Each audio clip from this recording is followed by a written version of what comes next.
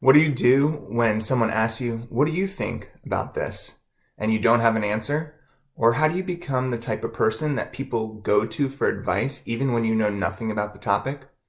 Hi, I'm Matt Plummer. I'm the CEO of Zervana. And in this video, I want to talk you through an example that happened to me a few days, weeks ago, where I had to come up with an answer to a question, what do you think, that I, really had no context for. And I want to talk about how you do that using critical thinking skills.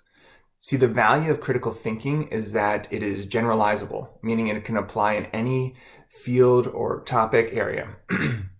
So a few weeks ago, I was going to meet with someone and they said, I'm just finishing up in a meeting with some other people. Come on in. And so I'm sitting there in this meeting about something I don't know anything about. And, just sitting there quietly listening for about 10 minutes. And then, the person who had originally invited me turns to me and says, hey, what do you think this leader should do? And, that's kind of a lose-lose situation. I have 10 minutes of context.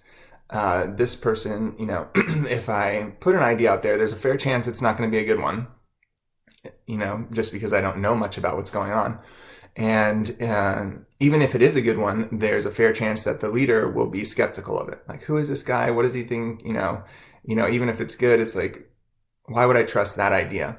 And so what do you do in that circumstance? Well, in this situation, what I said is, I hear you saying that you're interested in trying to achieve this. But I also hear you saying that you have a goal of doing this.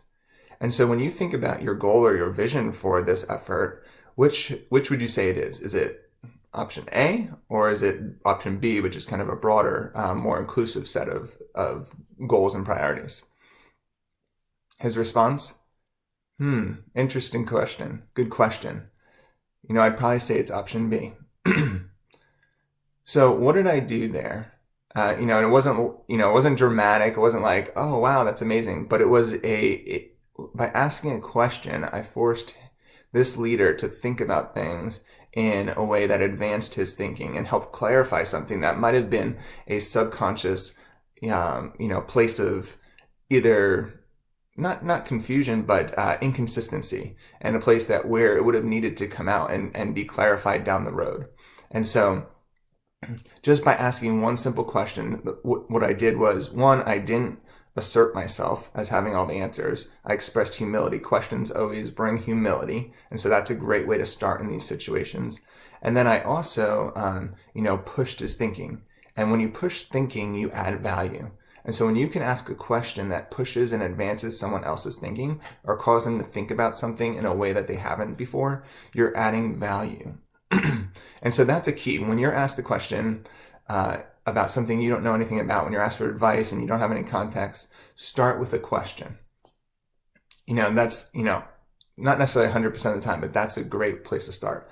And then, so there are 3 practices that I followed in my answer that I think will be valuable to you if you're the type of person that's like, I need an answer when someone comes up to me and asks me what I think, or I want to be that type of person. So first is rather than focus on getting an answer for someone, focus on making sense of the information that you're hearing. So I had 10 minutes of conversation there, and my goal is making sense of what I'm hearing, and using phase 2, which of the critical thinking roadmap, which is synthesize, and has to do with finding patterns, categorizing information, looking for similarities or inconsistencies in the information. What I found there in that example was what seemed like it could be an inconsistency. And so I was highlighting that. A lot of times people have so much information around them, just especially leaders. Leaders have so much information that they're trying to use to make decisions that a huge value can just be making sense of that information. One way to do that is to show inconsistencies or where there's conflict between information. Another way to do that is to categorize it. So say, I hear you saying 3 things. That alone can add tremendous value. So focus first on making sense of information rather than trying to come up with an answer or a recommendation. Follow that roadmap of using synthesize before you get to recommend. Then the next thing is When it comes to recommend, we talk about people getting stuck between synthesize, which is phase 2 of the roadmap, and recommend phase 3 because of the egocentrism plateau, which basically means you can only think about things through one perspective, your perspective. And that really hinders your ability to make sound recommendations. And so a way to push back against that right from the beginning is, rather than throwing out a recommendation, actually start with a question, because the question seeks to understand something from someone else's point of view. And so when you're being asked advice, it's actually helpful to expand your thinking, to include how other people are thinking about things. And so starting with a question will get you there. The third piece of advice is to learn and internalize frameworks for understanding the world around you. That might feel a little jargony, but here's what I mean. So working 6 years as a management consultant for nonprofit mission-driven organizations, I have a few frameworks inside of me that when I see a problem, I know that I can fit pieces into that framework. And by framework, all I mean is a organizational structure for thoughts and ideas. So for example, I know that mission-driven organizations are going to need to have a statement of what type of impact they want to achieve, vision and goals that they want to achieve. And then they're going to have a theory or a strategy for how they're going to achieve that. And then they're going to need to organize their organization and human resources. They're going to have certain financial considerations, and they're going to need to measure their performance. And so that's kind of, a framework for how I understand mission-driven organizations. And so when this leader was talking about what should I prioritize, which is strategy, I first said, well, let's make sure we're clear about the vision and goal, because if you don't have clarity here, then you're not going to be able to make good informed decisions here. And so that framework helped me quickly make sense of the information and know where to start.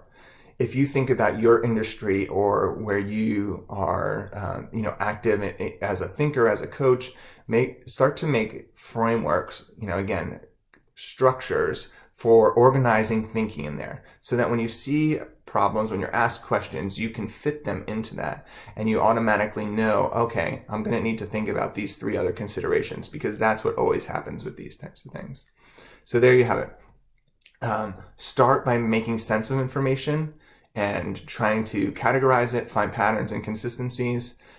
Then follow with a question that seeks to understand from someone else's point of view. And then third, apply your own frameworks so that you can quickly make sense of information. This will help you apply critical thinking skills in every domain so that you become the type of person that people come to for advice even when you know nothing about the topic. If you like this video and found it valuable, go ahead and like it below and share it with someone you know that you think it would help, and subscribe to the channel. All right, thanks again for watching this video. Have a great day.